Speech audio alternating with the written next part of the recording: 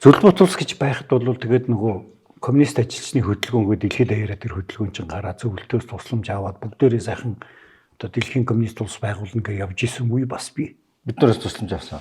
Биднээс тусламж авсан. Бид нар зөвхөн өөрийнхөө зорилгоор л авсан болохоос биш.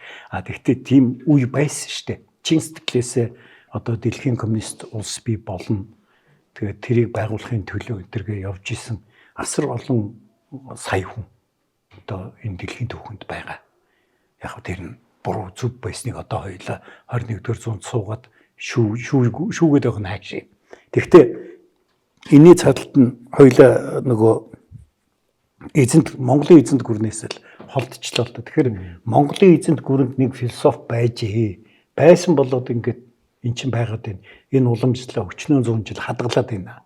Тэгээ тэр философи нь юу юм бэ гэдгийг л за ярил гэж.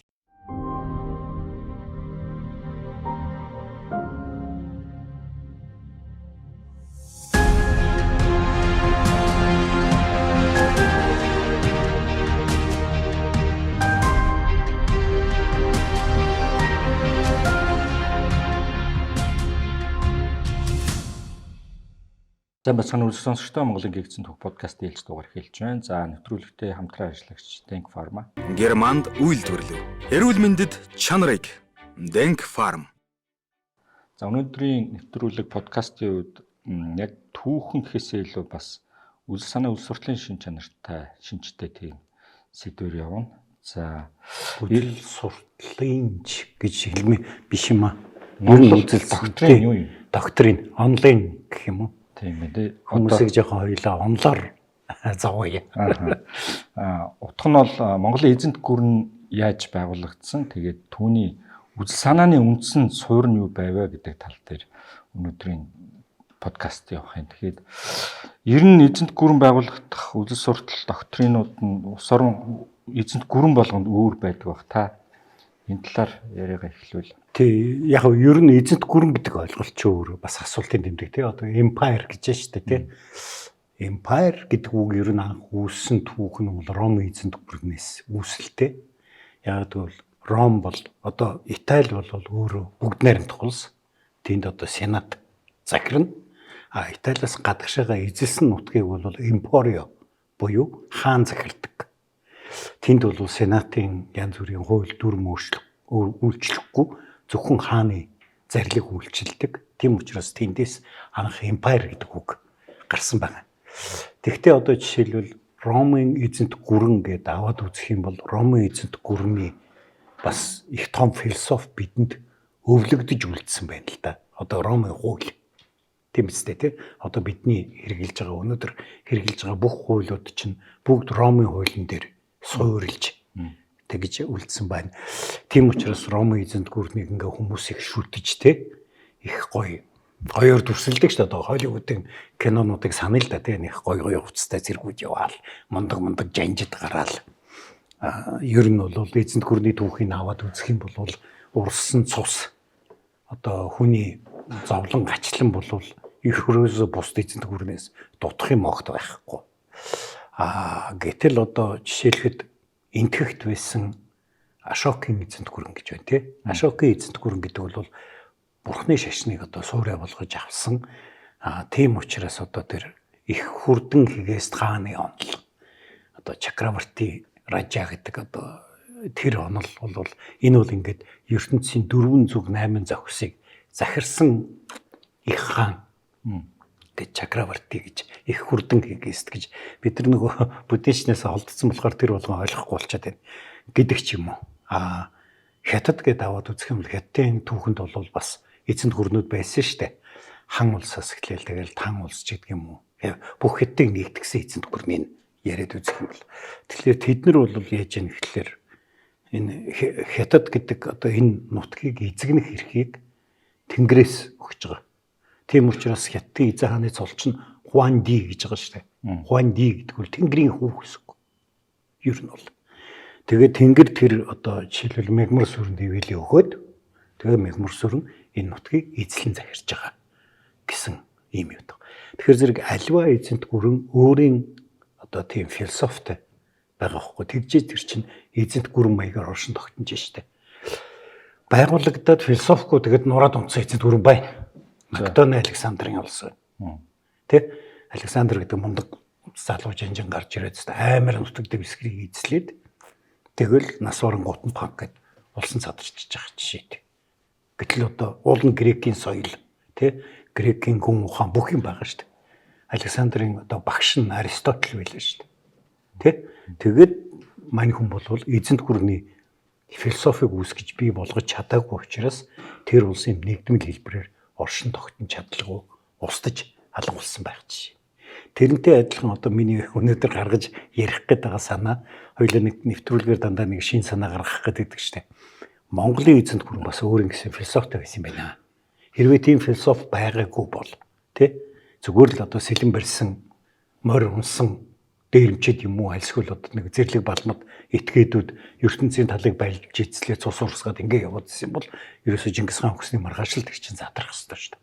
Гэтэл задрахгүй эзэнт гүрэн хэлбэрээрээ одоо нэгдмэл улс хэлбэрээрээ 1260 хүртэл оршин тогтноод дараа нь одоо 4 улс болж хуваагдаад за Юан улс 1368 Алтан орд бол 1300 бараг 90 он хүртэл те.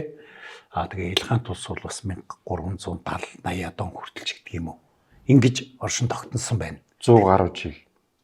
Тэг 100 гаруй жил нэгдмэл улс хэлбэрээр дор хаяж 50 жил тэгээд бас Монголын улсууд гэсэн хэлбэрээр 100 гаруй жил. За тэгээд тэр дөрвөн улс задарсны дараа ч гэсэн энэ Монголын эзэнт гүрний гүн ухааныг энэ энд байгаа улсууд чинь залгамжилж авч яваад тэгээд одоо баг чи тэр нэг дугаар дээр ярьсан да 1925 онд Бухарын эмир Ширенээсээ буус юм а. Тэр сүүлийн Монгол хаан байсан юм а гэдэг.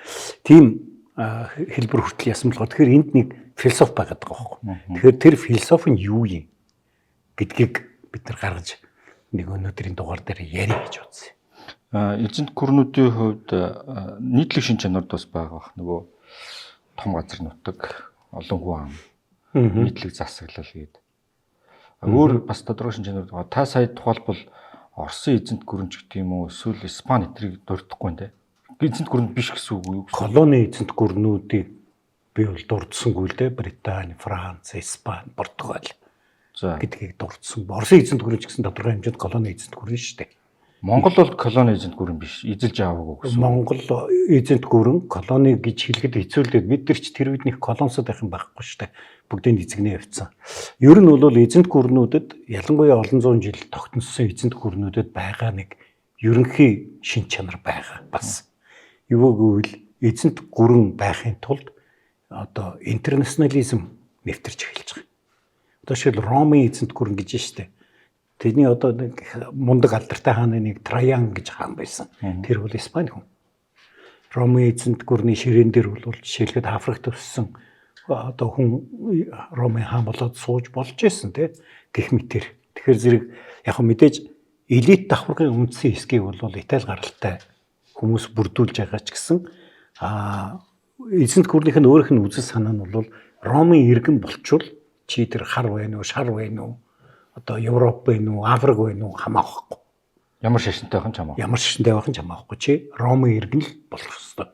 Тийм учраас энэ нөгөө Ромын эзэнт гүрнийг тойрсон одоо нөгөө бүдүүлгүүд гээд варварууд гэж яриад байгаа ш. Тэдний чинь хамгийн том хүсэл нь бол Ромын нутагт ороод Ромын иргэн болох байна. Эзэнт гүрний.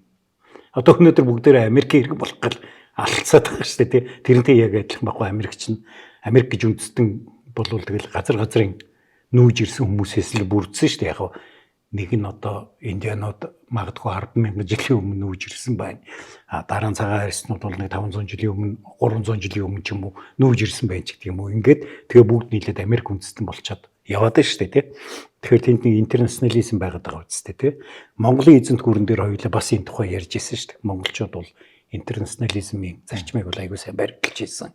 Тэр Махмуд Ялваач, Илүүч Уцай, Ванчи гэдэг уугрын Чингай Чинсан гэдэг эдрич бүгдээр ингэж бид нар түүхэн ирсэн шүү. Өөрөлдвөл Монголын одоо Чингис хаанд бол тэр Илүүч Уцай Кетан хүн байна уу? Махмуд Ялваач Хорезмийн хүн байна уу? Чингай Чинсан уугрын хүн байна уу? Ванчи хятад хүн байна уу? Мань хүнд бол ямар ч ялгаа байхгүй. чи мэрэг зарчмал барина. Чи үнэн юм уу? Чи шудраг үннээр зүтгэдэг юм уу? Чадвартай юм уу? Тэгээд тэр интернационал хүн сурдлын аппарат бүрдэж байгаа байхгүй Монголын эзэнт гүрэнд. Энд чинь бас нэг тодорхой хэмжээний интернационализмыг харуулж байгаа. Оросын эзэнт гүрэн ч гэсэн тэгээд хоёулаа Монгол татар гаралтай ноёдын тухай ярьсан шүү дээ. Тэгэхээр зэрэг Оросын ноёдын 3/1 нь Монгол татар гаралтай ноёд байна. Бас л нэг интернационализм шүү дээ. Тэгэхдээ Оросын ялгаатай нь бол заавал тэрийг одоо элит давхартай авахын тулд өмнө алдартай шашинд оруулаад Михаил юм уу нэг нэр өгөөд Орос нэр өгөөд ингэж авч байгаагаар л ялгаатай баг. Ромын эзэнт гүрний үед тухайлбал бүгд Ромын иргэн болохыг хүсдэг. Эсвэл Ромыг хүлээмжшүүлдэг. Оросуудын үед тийм юм байна. Дээр нь дахиад таны хэлсэн сайн шалгуураар хятад ч гэсэн тэнцэхгүй өстэй тийм интернационал шин чанаргүй гүрэн байсан юм шүү. Дан хятадаас бүтсэн. Хятадуудаас. Хятад бол бас энэ юу үзэгдэл дотор нэг онцлог. За. Тэгэхээр бид нэр хятад гэдэг ингээд бүгдээр нэг хятад гэдээ яриад байна шүү дээ. Энд чинь бүгдээр хятад биш шүү дээ. Хятад чинь дотроо дор хаяж 5 янзын аялагтай хятад хэлнэ. Одоо тэр хан гэдэг үндэстэн чинь одоо өмнө зүгт очих юм бол шал өөр аялагаар ярьж шүү дээ. Тэ? Одоо бидний ингээд сураад байгаа чинь нөгөө Путунхуа буюу Бээжинд ярьдаг хятад хэл байхгүй. Бүгд адилхан бичнэ. Тэргээ бүгд адилхан уншин. Гэхдээ тэргээ өмнө зүгт өөр дуудлагаар уншин, хойд зүгт нь өөр дуудлагаар уншин. Энд чинь бас яг нэг дээдлээ нэг соёлоор холбогдсон хэрнээ өөр гэж та тайлбарлая. Одоо яг хятад бол үндэстэн гэж үзэхгүй байх л да. Манай доторх ястан ч гэдэг юм уу. Тэгэж үзэх байх. Гэхдээ өмнө зүгийн хятад, хойд зүгийн хятад хоёр бол хоорондоо зарчмын ялгаатай хүмүүс бас байгаад байгаа байхгүй. Одоо л ингээд орчин үед энэ хамаагүй болж бүгдээрээ тэр нэг одоо юу гэх юм бэ албан ёсны хятад хэл рүүгээ орж ирцгээгээд одоо юу болж байгаа болохоос. Тэгэхдээ хятадын одоо юу гэх юм бэ соёлын нэг юм бүс гэж байгаад байгаа. Тийм учраас одоо тэр Тэнгэрийн ивэл гэдэг ойлголт чинь хятад яаж яах гэхээр манайх бол дундад улс. Бид нар дэлхийн голд байгаа улс. Тэгэд энэ Тэнгэрийн ивэл бидэн дээр бууж ирж байгаа. Тэгээ ингээд Тэнгэр энэ хүнд ивэлээ харилсан учраас энэ хүн Хуанди болоод биднийг захирж байна. Тэгээд бид нар голдон байгаа учраас энэ зах хязгаараар бол ингээд бүдүүлгүүд байгаа. Умрын бүдүүлгүүд, өмнөний бүдүүлгүүд, Европын бүдүүлгүүд, одоо юу гэдгийг Америкийн бүдүүлгүүд ингээд дандаа энэ бүдүүлгүүд байгаа.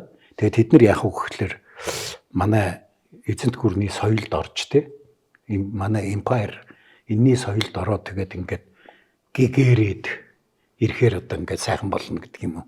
Өөрөөр хэлбэл хятадын өөрийнх нь нөгөө эзэнт гүрний философи нь нөгөө хятад төвлөрсөн юу гэхгүй монголч бол ингээд холилдоо өвчиж штеп.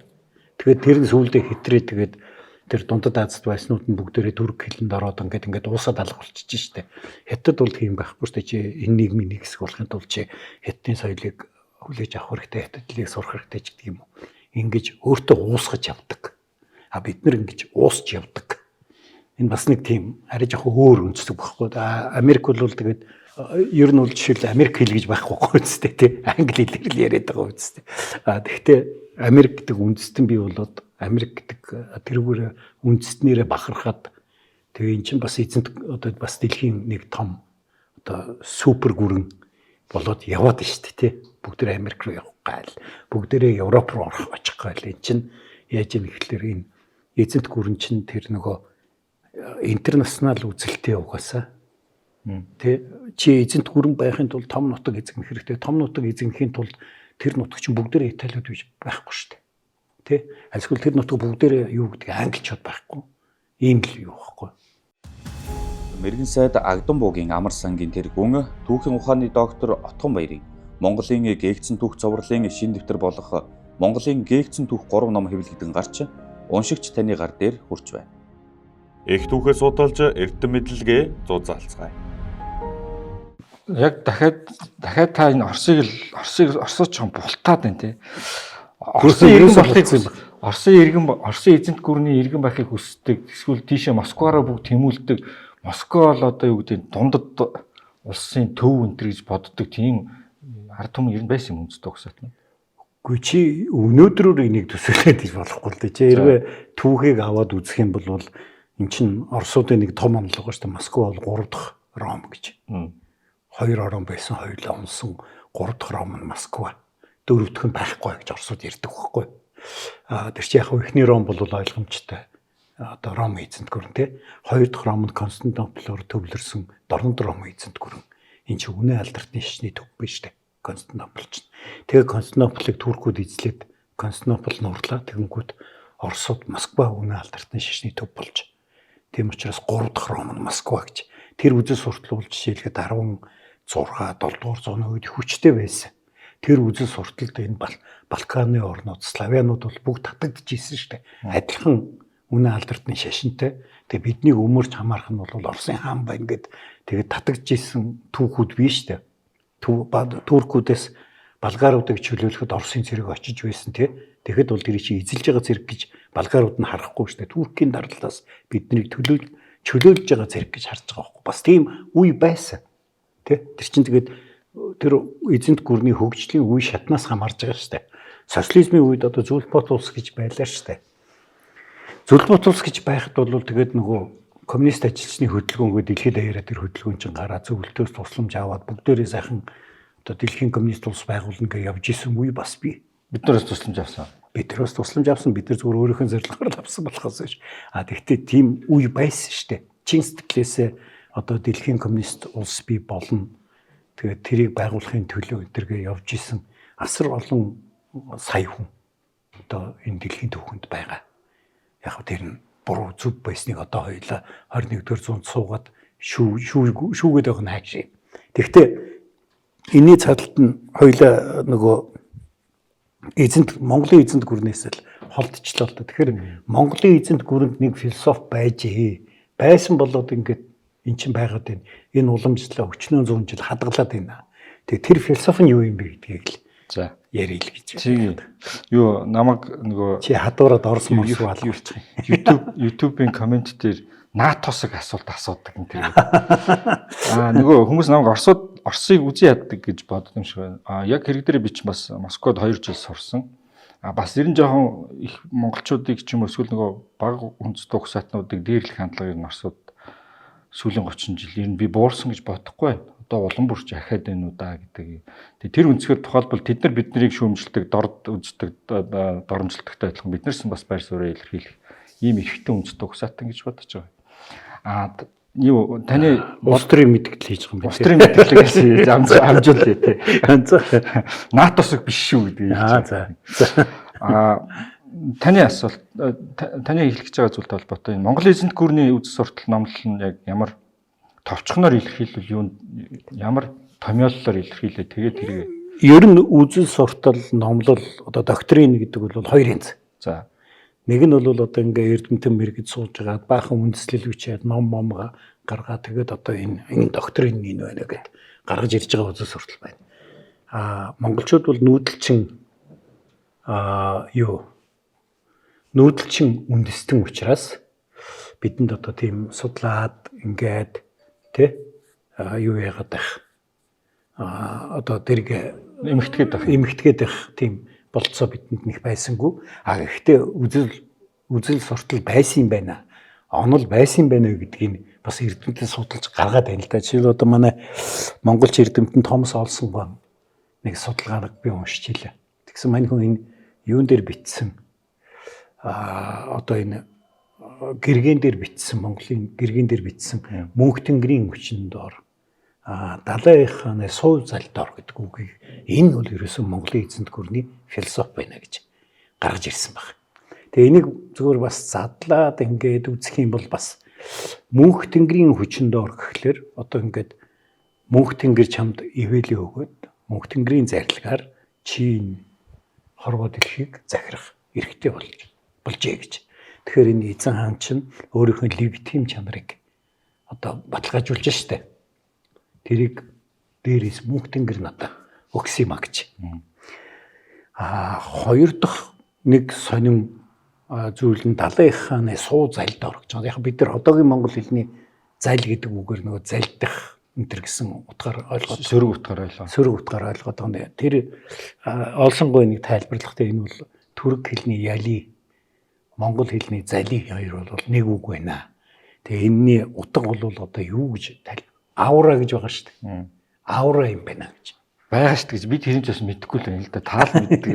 Гэхдээ тийм нэг аура гэдэг одоо энэ чинь юу гэж байгаа. Одоо жишээлбэл их хаан хандаад хэлж байгаа үгэн дотор хаан таны алтан царайг харж баясав гэж байгаа шүү дээ. Тэр чинь ингээд нүрээ тийм алтан юмар будцсан биш шүү дээ. Таны алтан царай гэдгийн цааталт нь тэр хүний аураг хэлж байгаа байхгүй. Энэ хүн бол одоо бидний энерги нь хилээд тийм. Хаалаа юм аа. Аурагч одоо яг юу гэж орчуулах юм би сайн мэдэхгүй байна. Тэгээд энэ бол ерөөсөө эзэнт гүрний философи байна гэж. Өөрөөр хэлбэл монголчууд гэдэг нь шүү дээ. Тэнгэр надаа бүх дэлхийг эзэн хэрхийг олгожээ. Шүггүй ханы цагтл дээр үүдэг л юу гэлээ. Наран ургахаас наран жаргах хүртэл бүх нутгийг мөнх тэнгэр надад заяажээ гэж байгаа. Тэр чинь амар амбицтай юм ярьж байгаа үстэй тий. Наран ургахаас наран жаргах хүртэл. Тэгэхээр одоо тэр үеийн ойлголтоор бол ерөн тэгээд дэлхий бүтнээрээ Америкийг мэдэхгүйсэн чинь тэгээд дэлхий бүтнээрээ одоо миний мэдлэлд ор байх хэрэгтэй магаддаг. Энэ ойлголтыг хэлээд нь шүү дээ. Хоёрдугаарт нүүдэлчдийн ерөнхий одоо ойлголтоор бол ертөнц чинь 3 янз шүү дээ. Бид нар чинь дунд ертөнцид амьдарч байгаа хүмүүс шүү дээ. Дээд ертөнцид одоо нөгөө тэнгэр байгаа. Доод ертөнц там тий. Гэтэл бид нар дунд тэгэхээр бид нар энэ дунд ертөнцийг тэр чигт нь эзэгнэх эрхийг дээд тэнгэрээс биднэрт олгоцсон гэдэг ийм ойлголтыг ярьж байгаа. Гэхдээ энэ бол монголчуудын тийм тусгай тийм боловсруулсан эд биш. Талын эзэнт гүрнүүдийн ер нь л гаргаж ирдэг ойлголт ахгүй тэнгэр үзэл тий тэрийгэ дагс одоо тэгэл Түргийн хаант улсын одоо Түргийн бичээсүүдийг унших юм бол ер нь л нэг тийм санаа тэнгэр надаа бидэнд ийм одоо юу ялаа гэж. Тэнгэр гэдэг маань өөрөө бас түрэг гэж тахирыг хийж түргээр бичиж байгаа шүү дээ тий. Уугрын эзэнт гүрний дурсгалуудыг аваад үзэх юм бол бас л мөн одоо мөнх тэнгэрийн юунд ор гэж. Тэгээ уугрууд бол бас нөгөө хажуугаар манихын шашны нөлөө их орсон хүмүүс байсан учраас хурмаст гэж ахууран мазда гэж одоо нөгөө манихын шашны одоо тэнгэрийг ахууран мазда гэдэг тэр нь монгол хэлэнд хурмаст болоод орцсон ба шүү дээ. Тийм учраас хурмастын хүү гэдэг ойлголт тэндээс гарч эхэлж байгаа юм. Тэгэд энэ бол нөгөө их тал нутагт үеийн үед ингэж ирсэн. Тэгвэл одоо жишээлбэл түргүүдийн 4 зүг 8 завхус гэдэг үгийг ингээд эргцүүлээд бодох юм бол түргүүд бол зөвхөн тал нутгаа хэлээд байгаа. Тэр цаашаа цагаан яримд аваад хятадын нутаг бол тэрэнд орохгүй. Бидний ноёлох нутаг гэдгээ тэгж 4 зүг 8 завхуст одоо Түргийн хаан ноёрхож байна гэдэг нь тэгж гараад байгаа байхгүй. Тэрнтэй адилхан хятадууд ч бол нөгөө тэнгэрийн ивэлд байгаа нутаг гэдэг нь зөвхөн тэр одоо China proper буюу их хятадын нутгийг хэлээд байгаа шүү дээ тий. Гэдэг ч юм уу ийм юу байгаа. Тэгээд энэ их Монголын эзэнт гүрний үед бол их бүр тогтносцсон байсан гэдгийг бол Сүн улсаас 1237 онд хар хоринд ирсэн Пендая гэж илж байгаа. Пендая гэж. Тэр нөхөр бол монголчууд юм л бол мөнх тэнгэрийн хүчний доор далайн хааны суу зайлын доор гэж яриагаа эхэлдэг гэдэг. Тэгэхээр тэр үг хэллэг философийн ойлголт бол энэ одоо тэр үед бол ингээд суучсан 1237 он гэдэг бол чи өгөөдөө төвгөөдөн хаанчлал үе шүү дээ тий. Тэгэхээр зэрэг тэр үед бол үжи монгол хүмүүсийн тархинд энэ суудсан байжээ гэдэг ийм ойлголт болж байгаа юм. Тэгэхээр зэрэг эн чинь өөр асар том их гүрний философи болж байгаа. Яг тэгвэл нэгдүгээрт биш шүү дээ. Мөнх тэнгэрийн хүчинд дор надад одоо ингээд энэ хорвоо эзэн хэрхийг олгоцсон учраас надтай энэ тэнцүү харьцах хүн байхгүй байхгүй. Солонгосын хаан ч байна уу? Тэр нөхөр ирж надаа одоо ингээд дагаар орох хэрэгтэй болохоос биш. Тэр нөхөр тэгээд тусгаар оршин моршин гэсэн тийм ойлголт байхгүй, байх ёсгүй. Тийм учраас одоо жишээл Хувлын хааны үед ямар ч хэрэгтэй бүүмэд ява арал марал руу даяж тавихад ямар ч хэрэггүй юм шиг харагдаад Японч гэсэн тий ямар ч хэрэггүй юм шиг. Тэгвэл нөгөө хүний чинь бодлоор мөнх тэнгэрийн өвчнөөр би энийг бүгдийг захирах хэрэгтэй. Магадгүй тэр Японоос хувлаад ямар нэгэн мөнгө алт хэрэггүй гэж магадгүй. Тэгвэл Японууд намайг дагсан байх шээ. Ява арал дээр байгаа Индонезиуд намайг дагсан байх шээ. Энийг философч явуулдаг байхгүй. Ийм юмнууд их харагдаж байгаа. Мөнх тэнгэр гэхээр яг жишээлбэл таны хэлж байгаагаар нэг тодорхой бодгоол болж таарад байна. Тэгтэл жирийн ухамсараа аваад үцхээр нэг одоогийн агаар мандал хүүхд цэнхэр тий цэнхэр юу хилээд байсан агаар мандлыг аль нэг хоёрд нь яхаараа монголчуудыг бусад үндэстэй угсаатнууд мөнх тэнгэрийн өвчнөд ор ихээр хөлөөн зөвшөөрөх тийм цаад ухамсарын үндэслэл нь юу? Тэлгүй яг юм чи мөнх тэнгэрийн өвчнөд ор юм биш үү? Тэгэхээр чин бид нэр хөлөөн зөвшөөрөө шууд ингээ Монголын иргэн болох хэрэгтэй байна гэж яагаад ойлгох хэрэгтэй? Тэр мөнх тэнгэрийн өвчнөд ор гэдэг чинь монголчууд бидний өөрснийгөө ойлгож байгаа. За үзэл суртал тийм ээ. Яагаад би ингээ бус үндэснийг захирах хэрэгтэй юм бэ гэхлээр мөнх тэнгэр надад захирагсан эрх мандатыг өгсөн юм аа. Тэг би захирж байгаа маа гэж. Бус үндэстнүүд тэрийг янз янзаар хүлээж авна шүү дээ. Хоёлаа эхлээд тэр мөнх тэнгэр гэдгээ юу гэж ойлгоод байгаа юм бэ гэдгээс бас яриа чи нэг юу яагаад тахших вэ те? Агаар мандал биш. Тэнгэр гэдэг чинь ер нь одоо монголчуудын ертөнцийн тухай ойлголтыг аваад үзэх юм бол тэнгэр эцэг газар хийж гэдэг байгаа үстэй. Энд чинь нөгөө эр эм те. Тэгээд одоо уул дандаа эрхтэй, гол дандаа эмхтэй. Манай голын нэр дандаа эмхтэй нэр байгаа үстэй те. Орхон, хэрлэн, дуул, сэлэн. Ийм гэдгийн таас яаж мэдээд байгаа юм бэ? Түрэг үгээр шүү. Түрэг үгээр ч юм уу. Гүгүү. Эм агуулгатай биш үү? Тэгэхэд уулч нь алтай хангай дандаа эр. Өөрөөр хэлбэл уул эр, гол эм, тэнгэр эр, газар эм тэ бидний нөгөө ертөнцийн үзлийн эцэг их нэ. Тий, эцэг их тэ. Гэт ингээд тэр ойлголтууд чи яваад байгаа. Тэгэхээр зэрэг энэ дээд тэнгэр одоо тэнгэр эцэг одоо гэхлээр намайг төрүүлсэн эцэг болох гэдэг байгаа үстэй тий. Тэгэхээр тэр хүн тэр одоо бодгол маань чи одоо ингэх ёстой гэж. Тэгээ тэрнтэй харьцаж байгаа хүн бол бөө байгаа штэ. Бөө чин тэр тэнгэртэй харьцна. Гэтэл Монголын энэ эзэнт гүрний философи дотор тэрнтэй харьцаж байгаа хүн хаан байгаа. Чи нуус товчиг хүнш Чингис хаан айгүй олон удаа бурхан халдун дээр гараад тэнгэр эцэг минь намайг ингэлээ гэдэг ч юм уу. Эсвэл одоо хоризмын данд явахын өмнө 3 хоног бурхан халдун олон дээр мөргөл үлдээд тэгээд одоо тэнгэр энэ данд ялна гэж юм явна гэвлээ гэд. Ингээ шийдвэр гаргаад яваад штэ. Тэгэхээр зэрэг тэр тэнгэртэй харьцаж байгаа хүн гэдэг чинь хаан болж байна. Тэ? Тэнгэр газрыг холбож байгаа хүн.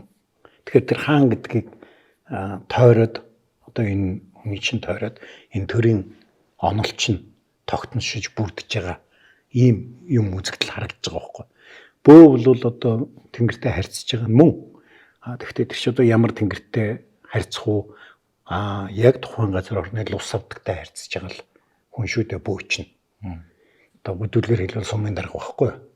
Сумын даргатай харьцаад байгаа гэж үү? Гүгүү. Тэр газар бөө нөрөө сумын дарга. Тий бөө нөрөө одоо тий сумын дарга нөхгүй. Тэгээд тэрнтэй харьц. Бүдүүлгэх хэлэхэд бол гэтэл энэ монголчуудын үзлийг бус улс орнууд янз янзаар хүлээж авч байгаа. За ер нь нүүдэлчд бол асуудалгүй хүлээгээд авчиж байгаа байхгүй. Ягаад гэвэл нүүдэлчдийн өөрсдийнх нь үзэлтэд таарж байгаа юм чинь тэнгэр ингээ ивэс юм байна. За одоо тэгээд тэнгэрийн ивэгээд өнөөдөр энэ Монголын хааныг бидний хаан болгоод тавьчихжээ. Тийм болохоор одоо ингээд энэ хааныг дагаа явъя. Нүүдэлчд бол асуудалгүй хүлээгээд авчих. Хятад хүрээд ирэхээр хятадууд өөрөөхөр орчуулаад хүлээгээд авчиж байгаа. Ойлгоод. Ягаад гэвэл энэ тэнгэрийн хүү. Тэг манай өмнө байсан хааныг тэнгэр одоо таалаагүй тэгээд ивэлээ өхөө болоод тэгээ одоо энэ Монгол нөхөрт ивэл өгсөн юм байна. Тэгээ энэ хүн бол одоо тэнгэрийн дараагийн тэнгэрийн хүү юм байна гэд хүлээгээд авчиж байгаа байхгүй. Тийм учраас нөгөө Чингис хаанд чи хэд нэр өгөөд ингээд яг Хувлаа хаанаас эхэлсэн л дээ. Чингис хаан нэг үед Хувлаа хаан чинь сүүлд нь өвөөдөө хятад нэр өгсөн байхгүй тай зүг гэдэг. За ингээд нөгөө хятадын өөрийнх нь үзэл онолд нь таарад орчиж байгаа байхгүй. Тэнгэрийн ивэл гэдэг. Энд чи хятадаараа Д гэдэг баха. Тэнгэрийн ивэлээ. Тэнгэрийн мандат. Тэгээ мандат нь одоо ингээд Монголын хаанд очсон юм байна. Ингээд хятадууд тэр үзэл суртыг хүлээгээд авчиж байгаа. Мусульманы ертөнцид ирэхээр зэрэг Аллах ивэж гэдэг. Аллах ивэсэн байна. Одоо тэгээд яхаар байхгүй. Одоо эн чинь хэний номон дээр гардаг блий? эн чинь Жувений номон дээр гардаг баха. Жузени эн чинь нөгөө Монголоос цухтаагаад нөгөө дээлийн султаануудын тэнд очсон. Тэгээд Монголыг их үзэн ядаад байгаа нөхөр штэ. Тэгсэн мөртөө тэр чинь өөрийнхөө номондоо ер нь бол Иран Тураны захирагчдаас Жахан Бани буюу одоо суверенитетийг Чингисийн Тэнгэрийн зарилгаар Чингис хаанд шилжүүлсэн гэж бичсэн байна. Тэгэхээр зэрэг энэ Жахан Бани гэдэг ойлголт биш үү те?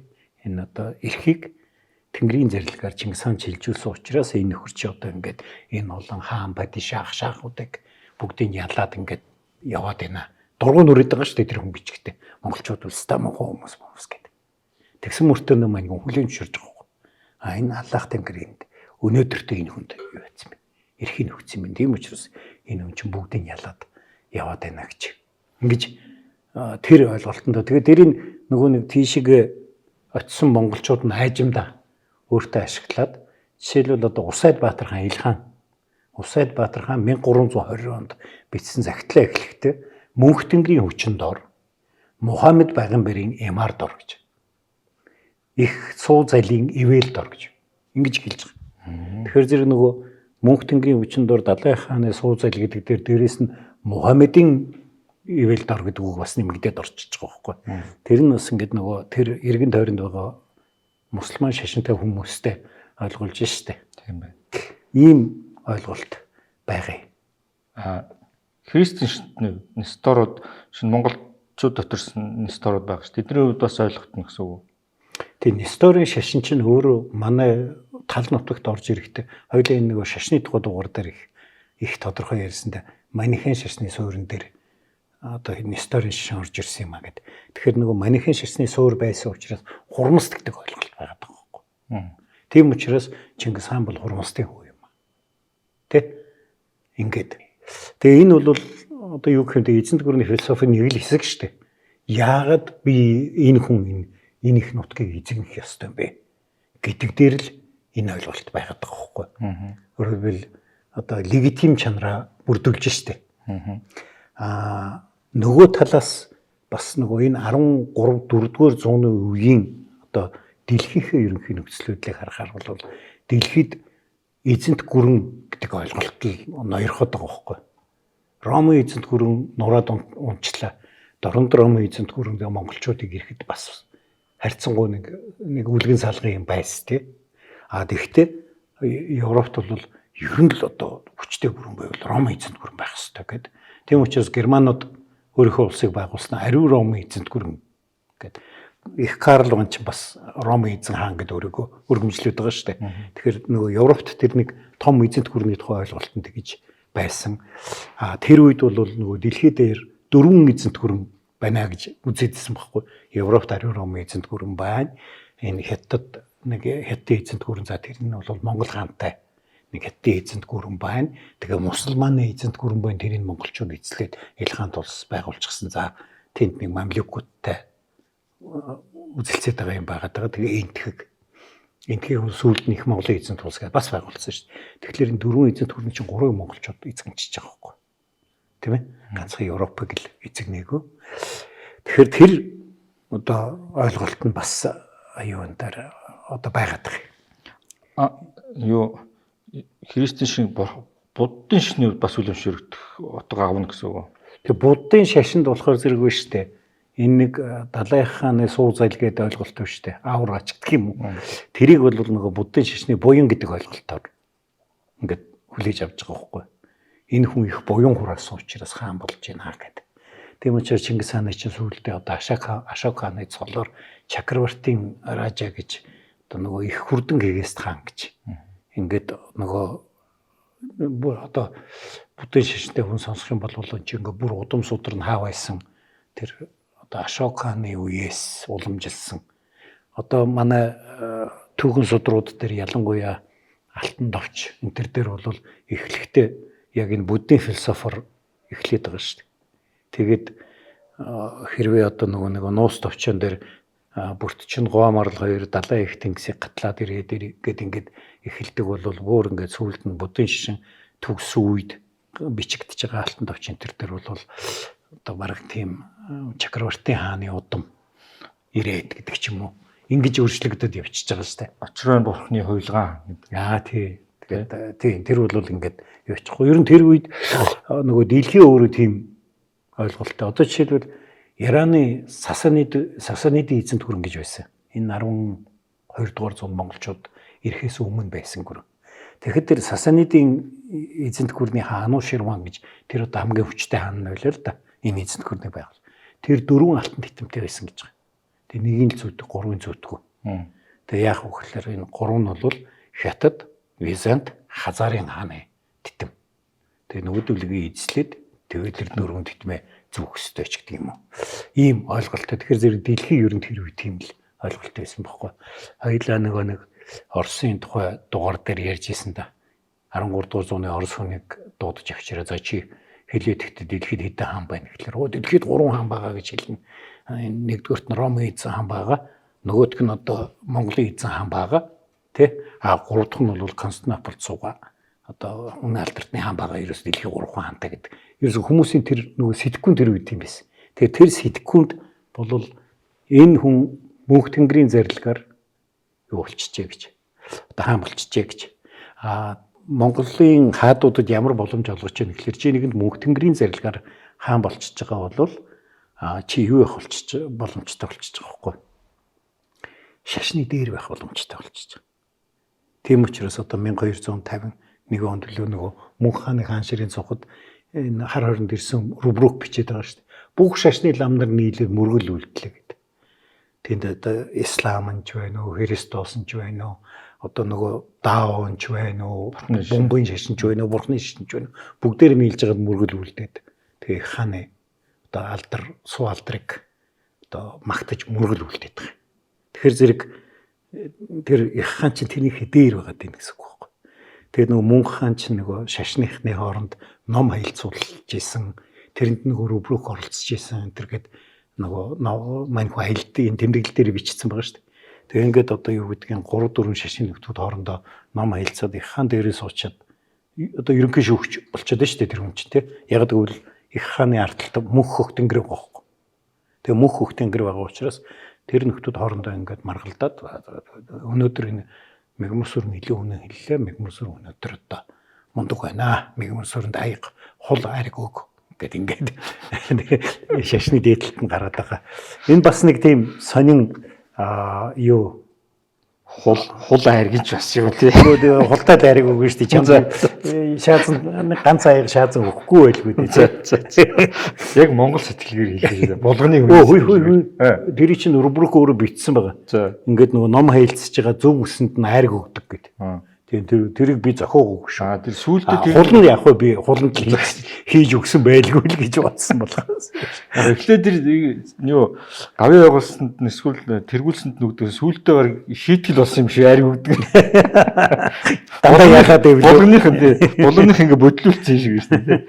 За ингээ мөнх тэнгэрийн дор хүчин дор мөнх тэнгэрийн зарилгаар гэдгийн тайлбарууд бол болж байна. Тэгтээ бас дахиад нэг далаа их хаан гэдэг ойлголт байна. Тэгтэл чинь зүгээр хаан гэж болдгоо далаа их гэдэг нь ямар утгатай. Өөр бусад эзэнт гүрнүүдийн одоо хаадууд шүү дээ. Цэзар, царь ч юм уу эсвэл кинг, шах, пап, император. Эдгээрээс далаа их хаан гэдэг нь юугаар ялгаатай? Ямар ялгаатай? Тэгээд дахиад хөлөөн шин чанар нь өөр яаж вэ? За, ер нь хаан гэдэг ойлголт байна тий. Хаан. Хаан гэдэг бол одоо түрк хэлний хагаан. Бид нар ч гэсэн одоо нөгөө монгол өвчгөр өвчгтэй хагаан гэж бичиж байгаа шүү дээ. Энд чинь бол хагаан гэхээр хаадын ханы хаан.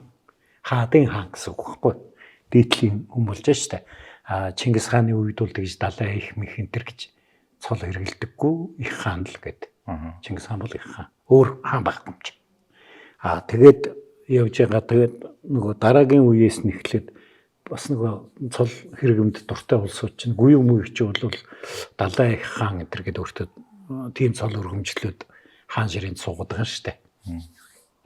Тэгээ тэрний цааталт нь хаан гэдэг чинь өөрөө нөгөө түрүү ярьлаа шүү дээ. Тэнгэртэй одоо холбоо өрж байгаа нэг холбоос хүн болж шүү дээ. Тэгэхээр тэр хүн бол ямар нэгэн бурханлаг чанартай тий шууд тэнгэртэй холбоо өрж шүү дээ. Би барьж чадахгүй шүү дээ. Тэнгэр намайг тоохгүй. Тэр хааны ч бол тоогоо тэгээ хаан ч бурхан алдуун дээр сууж байгаад одоо ялна гэж яа гэдэг ингээд тэр тэнгэрээс юу мессеж аваад байна шүү дээ тий. Гар утсан дээр нь тэнгэрийн мессеж ирж мэрэл тий. Тэгэхээр зэрэг тэр хүн чинь ямар нэгэн бурханлаг чанартай болж хувираад байгаа байхгүй. Хоёрдугаарт биш шүү дээ. Ер нь эзэнт гүрэн бүрэлдэх үед хааны одоо юу гэх юм засгийг тойруулж бүх улсын тогтоц бий болж байгаа байхгүй. Систем нь бий болж байгаа байхгүй. Одоо тэгэл хишгтэн цэргийг хоёлаа ярьсан. Хишгтэн цэрэг гэдэг бол нэгдүгürt бааныг бий хамгаалах цэрэг, хоёрдугаарт энэ офицерийн сургууль, гуравдугаарт энэ эзэнт гүрний одоо боловсон хүчний юу вэ? Удирдлагын акт юм л байхгүй тий. Тэгээд тэр хишгтэн цэрэгт аль хаасан гэдгийг хаан биечлэн тань. Тийм ээ. Тэгээд тэр нөхрий чинь энэ мегмар сүрэн энэ их айтайхан залуу байгаа. Энийг авчи тэр юу яачих. Азербайджаны Ширваны захирагчаар тавь гэл ингээл явуулчихж байгаа байхгүй. Чи тэр хишгтэн цэрэгт байхгүй бол хаан чамайг танихгүй тий. Чамайг танихгүй бол хаан томлохгүй шүү дээ. Хоёрдугаарт нөгөө цэргийн реформ хийсэн тухай хоёул ярьж ирсэн тий. Тэмээ хэрт анх хийсэн юм аа гэд халахгүй л тэмээ хэрт хийгээд тэр нэг овг отгийн зарчмыг эвдээд 100 тарвтын одоо 100 мянгатын ноёныг Чингис хаан өөрөө томилоод эхэлсэн гэж. Тэгэхээр зэрэг дахиад тэр цэргийн албан тушаалууч нь шууд Чингис хааны томилгоогоор явж байгаа учраас тэр хүндээ шууд захирагдаад хаан гэдэг хүнийг тойрсон энэ төрийн тогтолцоо чинь бий болж штэ. Бид нар одоо ингэдэг нөгөө түмт мянгат гэд яриад байдаг. Эн чинь цэргийн дан ганц цэргийн нэр томьёо биш. Эн чинь захиргааны нэгж байхгүй. Тийм ч учраас бид нар ард түмэн гэж яриад байгаа үстэй. Түмэн гэдэг үг чи ороод байгаа үстэй. Ард түмэн гэдэг чинь их олон ардууд гэсэн үг шүү дээ. 10,000 ард гэсэн үг биш л байгаа л да. Одоо зүүн түмэн, баруун түмэн, уран хай түмэн, халах түмэн. Тэгээ тэр нь дандаа түмэн зэрэг гаргадаг гэсэн үг биш л дээ. Зарим нь олон түмэн гаргадаг л байсан баг л да. Түмтэр ярих юм бол. Тэгэхдээ түмэн гэдэг чинь өөр захиргааны нэгж байхгүй. Тэгээ тэр захиргааны нэгжийг удирдах байгаа хүн чинь Чингис хаанаас шууд томилогдсон итгээд. Тэгэхээр энэ нөгөө юуны төрийн одоо юу гэх юм захиргааны тогтцсон хаан гэдэг хүний одоо биеийг тойрч ингэж одоо юу хийж штэ бүрдэж штэ. Тэгэхээр зэрэг эн чинь яаж байгаа юм гэхэлэр одоо нийт төрийн удирдлагын цөм нь хаан болж байгаа байхгүй. Тийм учраас яагаад одоо энэ их том нутаг дээр зөвхөн алтан ургийн хүн хаан сууна гэд яриад байгаа. Яг гэвэл нэгдүгээрт Чингис хаан бол бурхны хүү. Тэгэхээр тэрний үр удам бол бурхны хүүгийн үр удам бидстэй. Ер нь бол тэгж ярил. Хоёрдугаарт алтан ургийн хүн сууна гэчихлээр хаан ширээнд өнгөлцөх асар олон амьтныг яргаа хийчихэж байгаа байхгүй. Хасрын удам бэлгүүтэн удам тэмүүгээ очигны удам бүгдийг яргаж хаяа зөвхөн Чингис хааных гэд. За тэгээд тэр Чингис хааны удам сүулдэ олшроод ирэнгүүтэн за одоо алтан ордод бол зөвхөн бат юм. Удам суунч гэдэг юм уу? Юунд бол зөвхөн юуны тулан удам гэдэг ч юм уу. Ингээд хязгаарлалтууд хийгдээд явчихчихлаа юм л да. Тэгэхээр зэрэг энэ нөгөө энийг яагаад их чухалчтай вэ гэхэлэр энэ хаан гэдэг ойлголтыг дагаж бүх төрлийн механизм бүрдэж бүх төрлийн үйл ажиллагаа явагдаж байгаагаар онцлогтой юм аа л гэж хэлэх гээд байхгүй.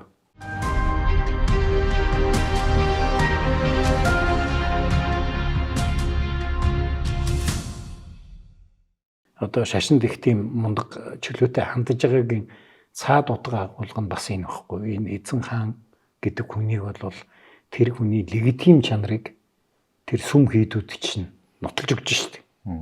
Ягаад гэвэл ой манай сүм хэд энэ хүнийг ингэж мөргөж байна, сүсэлж байна, залбирч байна. Тэгэхээр энэ хүн бол манай хаа юм байна гэдэг ч юм уу. Тэрнээс биш одоо буруу номтон байна гэх юм бол тэгээд энэ их том нутаг дээр шашны дайн бол өстой дуусахгүй юм болно шүү дээ. Тэгэхээр зэрэг нөхөр бол тэгээд нөгөө хоёулаа бас зүчхааны төвх дээр биш.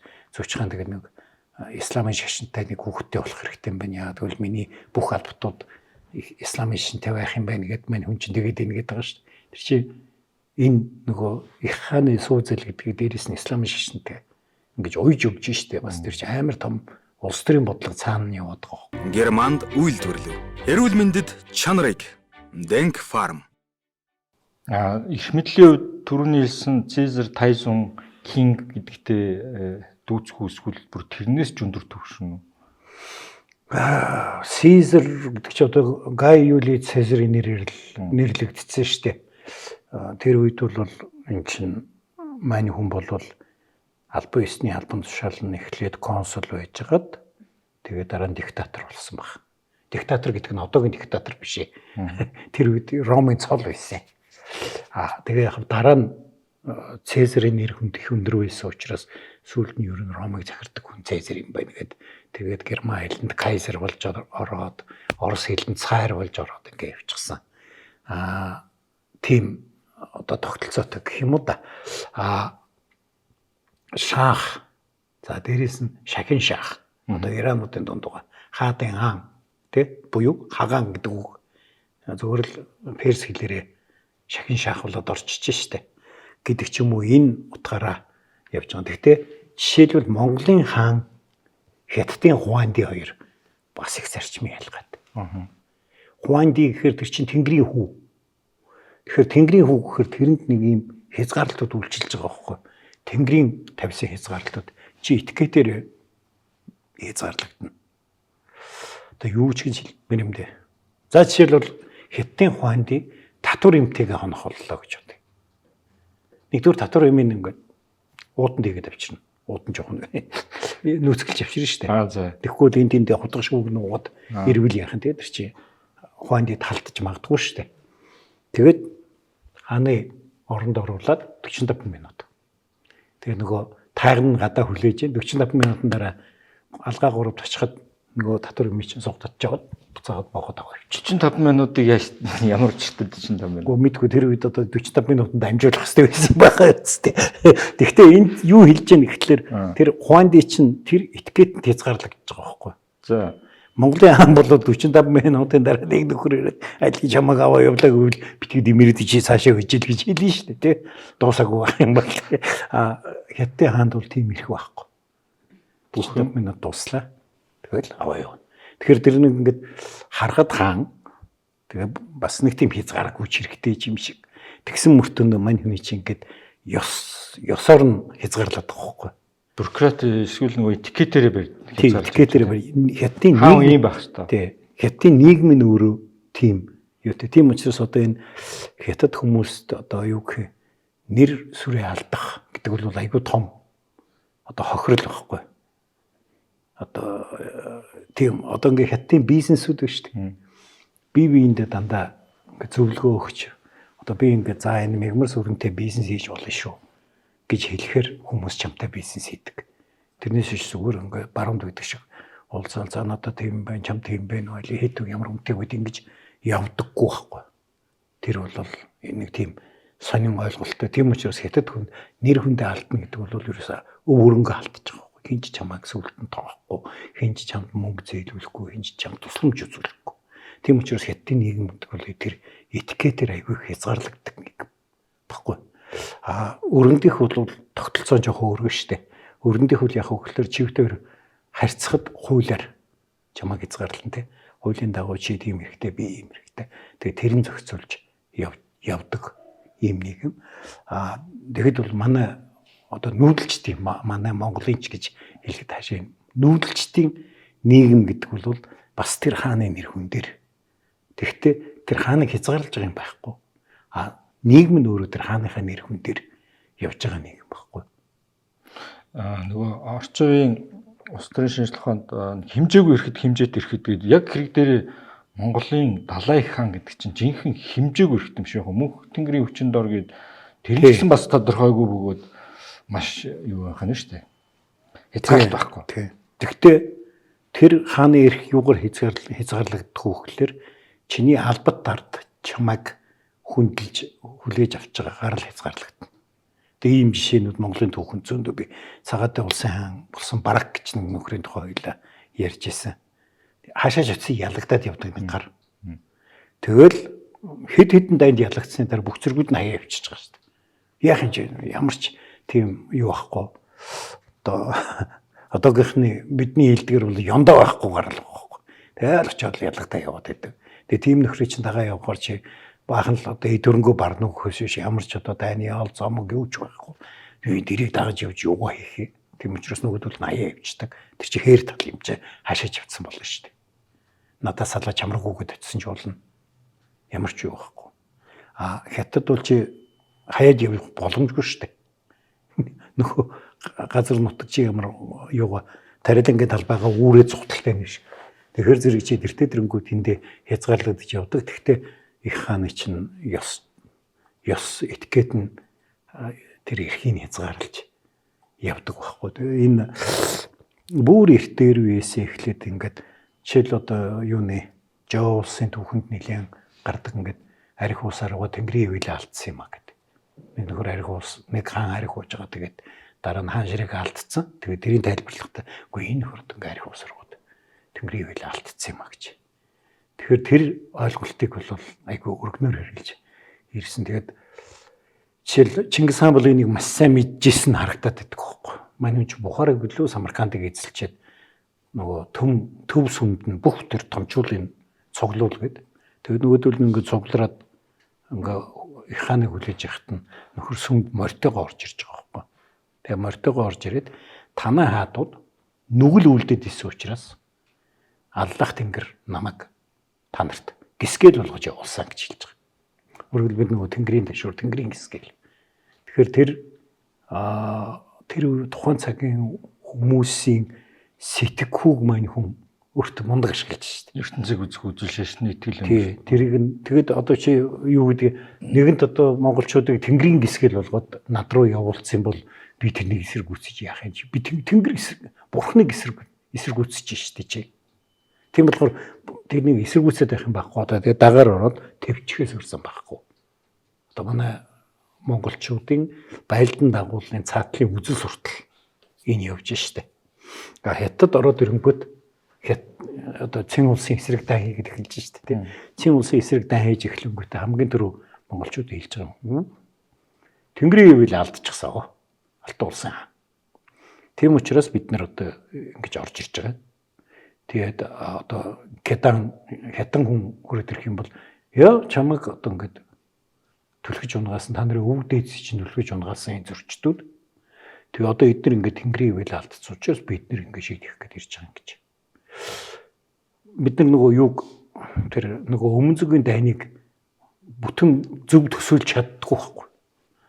Монгол зэрэг ороод л ингээд хятад байлтаал ялаал дараал гэл иймэрхүү төсөөлөлтэй. Тэр чинь ерөөсөө Монгол зэрэг ороод ирэнгүүт энд юу Ляо улс буцаас сэргийж байгаа шүү дээ. Илүүлүгэ гэдэг жанжин монголчуудын тусламжтайгаар их Ляо улсыг буцаас сэргээл би гээд. Тэгээд энд нөгөө Алтан улсын цэрэг очиод дарахсан чинь Зевс өвөдөө хоёр чинь хамгийн анхны алсын одоо айныг хийгээд бүр мөгдөн хүртэл давшаад тэгээд тэр илүүлүгээг чинь хамгаалж байгаа байхгүй. Тэгтэл хажууд нь Ванян Пушах үлээ биш Ванян Пушанч үлээ. За нэг зөрчдийн нэг жанжин бас нэг зөрчдийн улс байгуулчихж байгаа. Тэгээ нөгөө хоёр ч хоорондоо байлдаад. Энд чинь яг ингээд үзэх юм бол тэнд чинь нэрс 3-4 юм болсон шүү дээ. Тэгэхдээ тэнд донд монголчууд явж байгаа үзэл санаа нь болохоор зэрэг мөнх Тэнгэрийн хүчин дор энэ Тэнгэрийн хөвөл гэдэг юм чинь эзэн хаан шилжсэн. Илүүлүгэ чи тэр их Ляо улсаа байгуулж болно. Тэгэхдээ чи манай их эзэн хааны эвэл дор байх хэрэгтэй ба. Тэ? Ингэж энэ нөгөө эзэнт гүрний философи нь явж байгаа байхгүй. Монголын эзэнт гүр яг түрүүн хэлсэн Ромд ч юмсан орчин үеийн Америктэй адилхан тухайн үеийн бүх эзэнт гүрний иргэд Монголын иргэн гэдгээрээ бахарах ч юм Монголын иргэн болохыг хүсдэг байсан тийм шин чанар байгаа юм. Гэхдээ ер нь одоо ингээд Чингис хаан их Монгол улсыг байгуулад их улсаа зарлаад 1906 онд. Тэгэхдээ миний 5 хилийн ард түмэн 31 аймаг гэж хэлж байгаа шүү дээ. 5 хилийн. Тэгэхээр тэнд чинь монголоор ярьдаг хүн байна, түргээр ярьдаг хүн байна. Одоо өөр юу ч юм ядангаар ярьдаг хүн байна гэдэг ч юм уу ингээд 5 хил байна гэсэн үг байхгүй. Тэгээд тэрэнд нь бүгдээрэнд нь Монгол гэдэг нэр өгчөж байгаа. Тэгэхээр Монгол гэдэг чинь тэр үед 13 дугаар зуунд бол нэг Ромын иргэн болтон гэдэг шиг ойлголт байхгүй. Тэгээд тэр нөгөө Европ руу дайрж орсон Монгол цэргийн одоо толгойн ангид явж исэн энэ Австрийн Нойштадт хотын тэнд нэг юутай рецеруттэй нэг жижиг байлдаан болоод монголчууд нь буцаа явцсан шүү дээ. Тэр байлдаанд олзлогдсон нэг англи нөхрийг. Англи хүн. Тэгээ англи хүн олзлогдсон. Тэгээд тэр нөхрийг байцаагаад Питер хин гэдэг лээ дэрэж. Тэгээ байцаагаад үгүй чи англи хүн юм биш дээ гэж. Бүү яалаа гэж би монгол хүн гэдэг хохно гэдэг. Тэгэхээр нөгөө монгол гэдэг маань өөрөө тэр үед одоо Ромын иргэн гэдэг шиг ойлголт болж хувирч байна л гэсэн үг байхгүй. Тэр төрийн тогтолцоонд ажиллаж байгаа хүмүүс нь төртөө төрөг интернэшнл чанартай. Тэгээд тэд нар ч өөрийгөө монгол гэж үзэн штэ. Би яг бол Монголын эзэнт гүрний нэг хэсэг би монгол гэж. Тэгээд тэр чин тэр хүнд маш тодорхой эрхүүдийг олгож байгаа шүү дээ. Одоо Юан гүрний одоо ингээд тогтолцоог аваад үзэх юм бол хүн амаа дөрөв хуудаг тухай хуулийг ярьж ирсэн шүү дээ. Нэгд монгол хүн тий хоёрт нь Сэмүжэн өнгөтнөттөнгүүд буюу мусульманууд Европынхан тий гуравт нь бол Ханжин буюу хойд хэттийнхэн зөрчид тангад тий манж одоо тэр хүмүүс. Тэгээ хамгийн сүүлд нь юунууд одоо өмнө зүгийн хэттүүд буюу одоо яг цэвэр хэттүүд эднийг Нанжин тий гээд ингээд дөрөв хуудад тэгэхээр чи Монгол болчих юм болж ингээд хамгийн нийтлийн юу болоо шүү дээ. Ядаж чи торгуулсан ч шал өөр шүү дээ. Хүн алчлаа гэж бодоход чам тулгах ял өөр. Монгол хүн алчвал адилхан жамаг цаазаар байна. Одоо Нанжин алчвал торгуулаад өнгөрөнч гэдэг юм уу? Энд чинь Нанжин хүнийг алчвал. Тийм, Нанжин хүнийг алчвал торгуулаад өнгөрөнч гэдэг юм уу? Ингээд шал өөр юутай байгаа байхгүй. За Далай хаан суу зал гэдэг ийм гурван л юу байх шүү. Гурван тусдаа бие даасан ойлголтын нийлбэрээр доктрин юм эсвэл үйл сурталны байдаг гэсэн. Суу зал гэдэг дэлгэрүүлж тайлбар. Энэ бас тодорхой хэмжээгээр тодорхой бэлэгдлэр илэрх хэрэгтэй байх л та суу зал гэдэг нь. Шууд IQ-г нь тогтоодог зүйл тухайд байгаагүй л үү. Мэдээж байхгүй л дээ. Гэхдээ нөгөө суу зал гэдгийг би түрүү хэлсэн шүү дээ нэгдөө түрк хэлний ялин гэдэг ойлголттой адилсаад байна гэд. Тэгэхээр зэрэг энэ тэр нь бол тэр хүн хаан болж байгаа тэнгэртэй харилцаж байгаа бурханлаг хүнд бол ямар нэгэн тийм аура байгаа тэрийг суу зал гэдэг байгаа байхгүй. Тийш залдах мэлдэх тухай асуудал биш. Тэгэхээр зэрэг энэ их хааны суу зал гэдэг бол ингээд нийтэд нь ингээд бүгдийг ивэж байгаа тий ийм одоо нөгөө хааны эрхийг тэгж бурханчилж байгаа хэлбэр юм уу да. Тэгээ энэ одоо тухайн нутагт нь монголчууд яг тэр шашныханд нь тэгж их зөөлөн хандаад байна гэхлээр яг чи тэр 1-2 дугаар дээргүй чи тэгээд нутгийн бөө байхгүй юу нутгийн бөө чинь хүндэтгэлгүй яад ингээд бас ганцхан тийм биш л дээ. Энд тэр чи одоо жишээлбэл исламын шашинд бол нөгөө хутба гэдэг баха нөгөө мөргөл дотроо захирагчаа одоо оруулж мөрөгдөг. Одоо манай эзэн хаан түн бүм наслаарай гэж мөрөгдөг. Тэгэхээр зэрэг нөгөө юунд тэр исламын шашны лам нарт за та нараас татвар авахгүй. Та нар хутба дотроо Чингис хааныг түн бүм насл гэж мөрөгжин шүү. Гэт ингээ явчихж байгаа. Тэгээд тэр нь бол нэг талаас одоо ингээд тэр нөгөө лам нар нь мэдээж татвар төлөхгүй тул тэгэн штэ. Одоо Чингис хаан түн бүм наслаасаа гэд. Нөгөө талаас тэр үеийн хүн ам гэдэг чинь сүм дээрээ л ирж мэдээлэл авж байгаа сүмээсээ бүх ойлголтоо авж байгаа хүмүүс шүү дээ. Тэр шээр талд суучаад гинтхэн гэгэрдэг гүнзийн сургаалтан бол байхгүй шүү дээ. Тухайн сошиал медиа болон тэндээс. Тий. Одоо мэдээллийн одоо юу гэх тийм их сурвалж. Тэгэхээр зэрэг чи сүм дээр өрөөд ирсэн чинь лам чинь Чингис хаан дүн бүм насдаг бай. Тэгэнгүүт чи шууд ойлгоо шүү дээ. Манай захирагч бол Чингис хаан юм байна. Тийм ээ. Тэгээд эн чинь манай исламын шашинтай лам нар түн бүм насалдаг гэхийг бодоход одоо энэ Чингис хаан бол манай шашныг ивэнд итгэж байгаа юм байна. Тэгэхээр Аллах Тэнгэр энэ хүнийг ивэнд итгэж байгаа юм байна. Энэ ойлголт явж байгаа байхгүй. Тэгээ энийг монголчууд хэлэхдээ суу зал гэдэг. Тэгээ тэр чинь ингээд мань хүнийг одоо эзэн хааны биеийг бол бурханчлаад энэ шашинд нь оруулж бурханчлаад тэр шашинд нь оруулж бурханчлаад ингээд явчихж байгаа. Орсын үнэ алдартай шашин ч гэсэн шашин сүмдүүд ч гэсэн хэдэн зуун жил Монголын их хаан түн бүм наслах болтгоо л гээд ерөөлөө уншдаг байсан шүү дээ. Бурхны шин ч гэсэн бас Тэгээ бурхны шашин бол бүр ингээд эн чинь их хурдан Хэгест хаан буюу Чакраварти Ража гэдэг ингээд нөгөөдгий чинь бүр Ашокын удам болгоод ингээд бараг Буддагийн одоо юу гэдгийг шууд юу гэдэг юм уу бараг тийм болгоод орчуулад явчихж байгаа байхгүй. Тэгээ бүгд уншлагатай. Бүгд уншлагатай.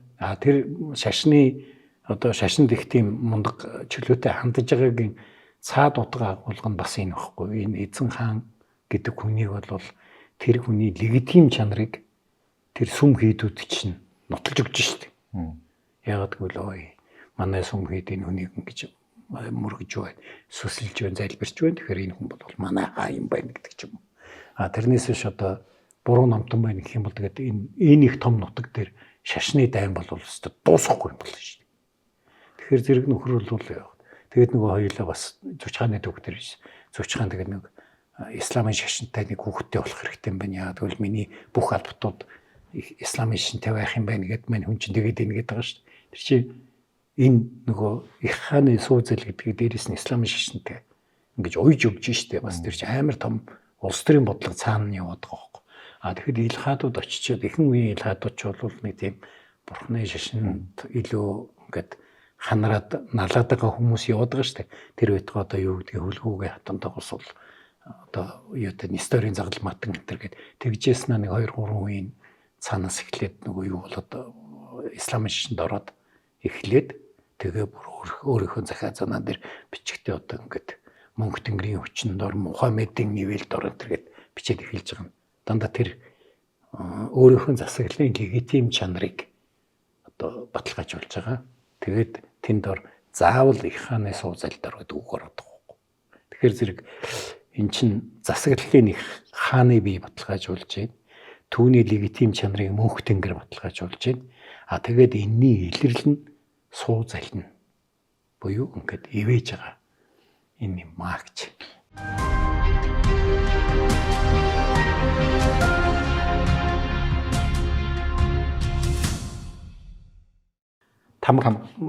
Тамгатай цаас. Мөнгө чинь тамгатай цаас үстэй. Тэгээд тэр чинь нэг Алтан ордын улсын үед бол тамга гэдэг нь тангаа болоод тангаа нь Оросд денги болцсон байна. Денги. Таможны дахиад тусдаа. Таможны гэдэг чинь бас одоо ингээ хэлээр бас гарахад тамга дарж байгаа шүү дээ. Тэгээд тамга гэдэг үгнээс гаралтай таможня гэдэг. Тийм юуц. Тийм болохоор зэрэг манай Монголын ойлголт нь тамга бол их чухал байхгүй. Тэгээд одоо овог аймаг өөрийн тамгатай. Гэхдээ тэр нь дардаг тамга гэсэн үг шүү дээ. Одоо нөгөө энэ музейн хан дээр нэг бахан тэмдэглэнүү зурстай. Тэр чинь аймгийн тамга шүү дээ. Тэгээд тэр аймгийн тамга. Тэгээд тэрүүгээрээ чи малаа тамгална энэ бол энэ аймгийн тамга гэд ингээ явдаг.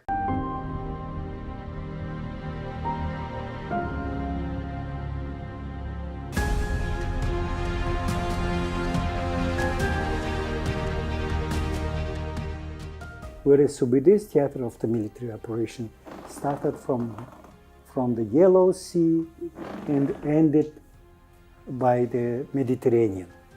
So I don't know any other general in the history who operated in such a vast military operation theater and in so many different conditions. We've talked about free trade zone, diplomatic immunity, economic and taxation benefits to the members of the empire.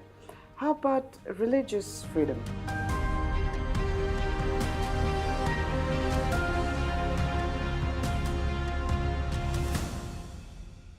Бусад эзэнт улсын хаадууд ер нь хаадуудын хувьд тодорхой бэлэгдэлтэй байдаг л да шин титэм юм уу, учир таягч гэдэг юм уу, сэлэм төрийн 3 7 эрдэм өө янз бүрийн. Одоо монголчуудын хувьд тийм тоног хэрэгсэл нь монгол хаадууд юу вэ?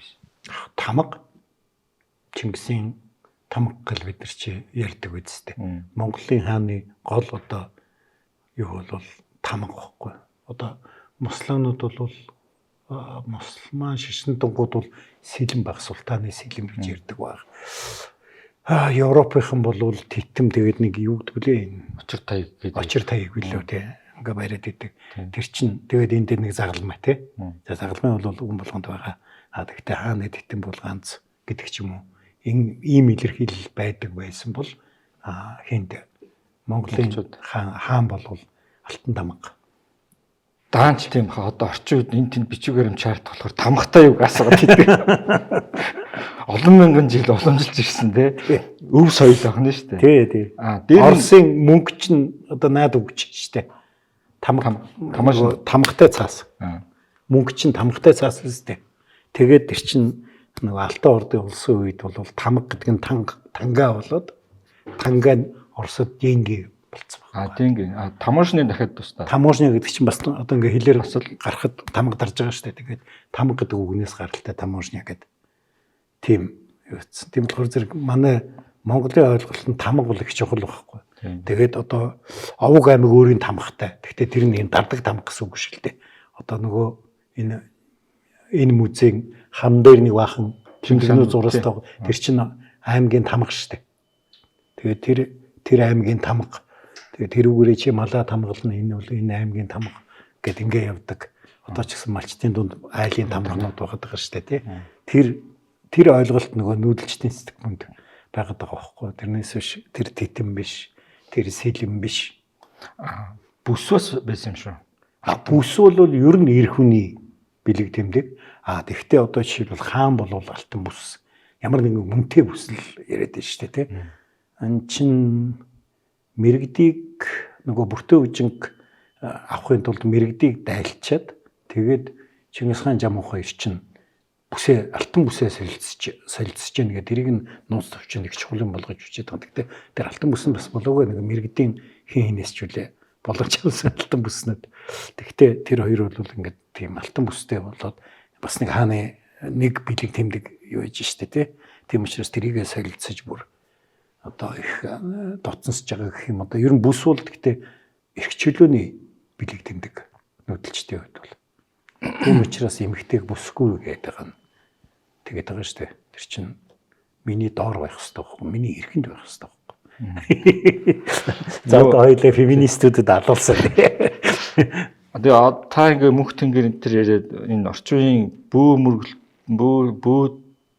бүү нарыг жоон сумлж байгаа. Одоо эдгээр чинь тэгээ бүгд тэнгэртэй харьцдаг. Би хаан багс. Угаасаа эхнээсээ тэнгэртэй харьцаад таны хэлж байгаа аавраа бүрдсэн эрэгтэй эмэгтэйгөө би чинь одоо Алтан уургийн би чинь Монголын орчин үеийн хаан маань гэдэг нэг биш хүмүүс төрсөн шүү дээ.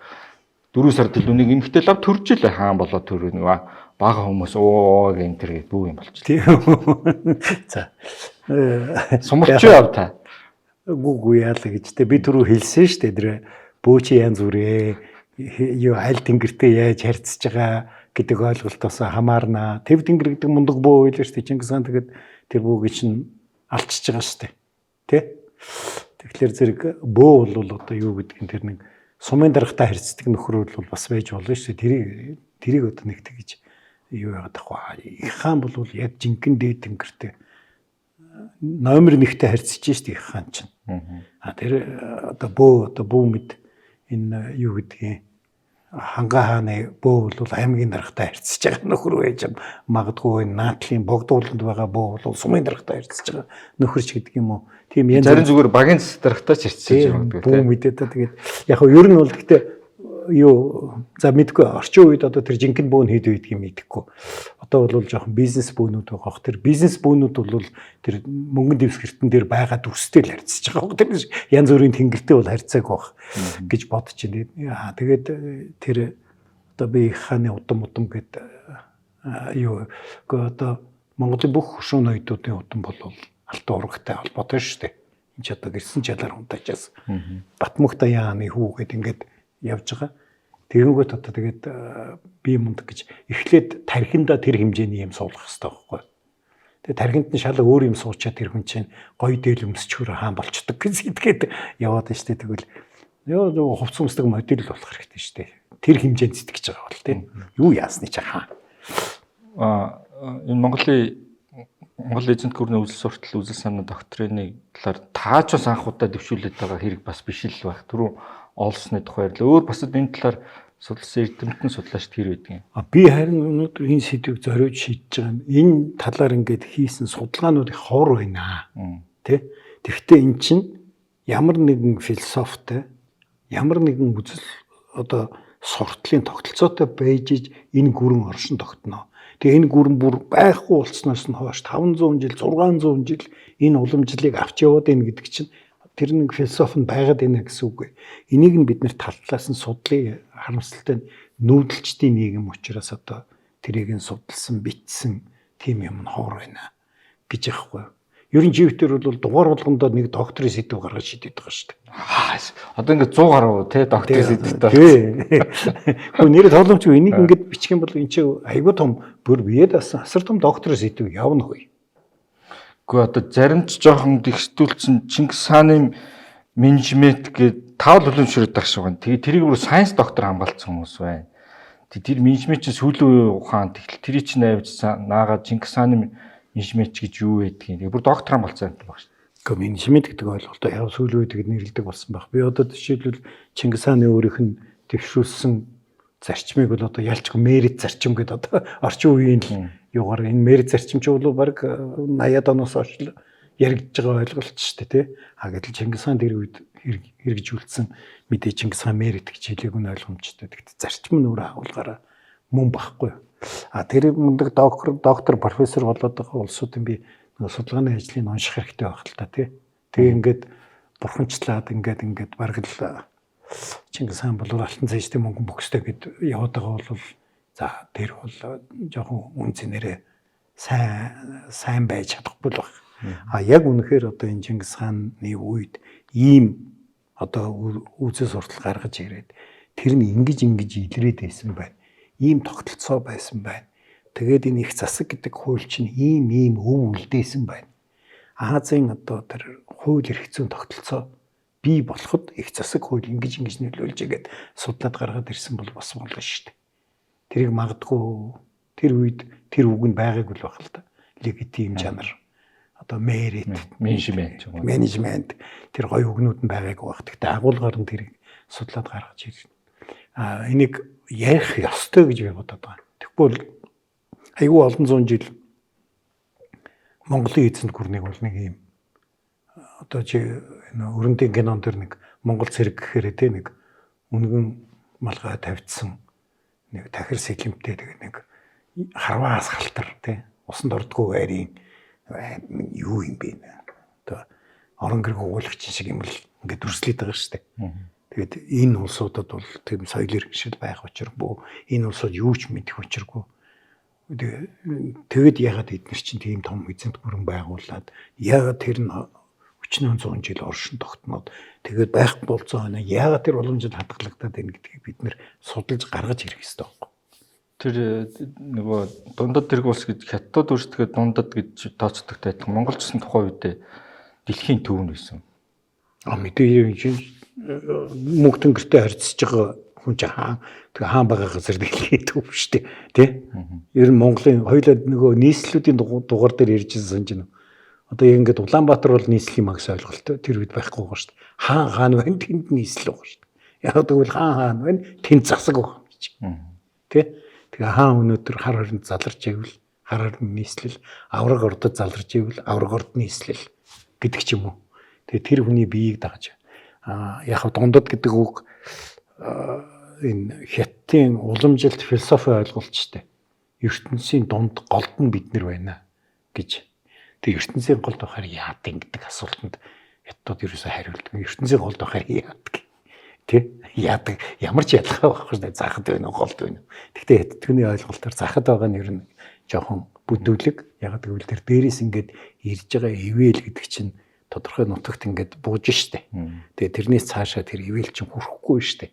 Тийм учраас тэрнээс цаашаа байгаа нөхдүүд бол бүдүүлэг гэж хэлээд байгаа байхгүй. Тийм учраас умрын бүдүүлэг, өмнөний бүдүүлэг гэх бүгдийн бүдүүлэг гэдэг байгаа. Английн анхны худалдааны төлөөлөгч эрэхт нь юу энэ улсын бүдүүлэг гэж хэлж байгаа штэ. Тэгээд хөргөдөө тэр үеийн англич бас үйлдвэрлэлийн хувьд бол бас бүдүүлэг тооцогдохоор л байсан баг л да. За өнөөдрийн сэдв Монгол эзэнт гүрний үзэл суртал номлолын талаар эрхэм доктор Отгонбаяр өөрийнхөө сайхан шинэ үзэл санаа концепцийг дэвшүүлсэн нэвтрүүлэг боллоо. Үзэгчд бас янз бүрийн талаар комент бичиж бас энэ тал дээр маргаан мэтгэлцээ өрнүүлэх боломж их байгаа шүү. За тэгээд дараагийн нэвтрүүлгээр уулзцгаая. Баяр та. Германд үйлдвэрлэв. Эрүүл мэндэд чанарыг Denk Farm.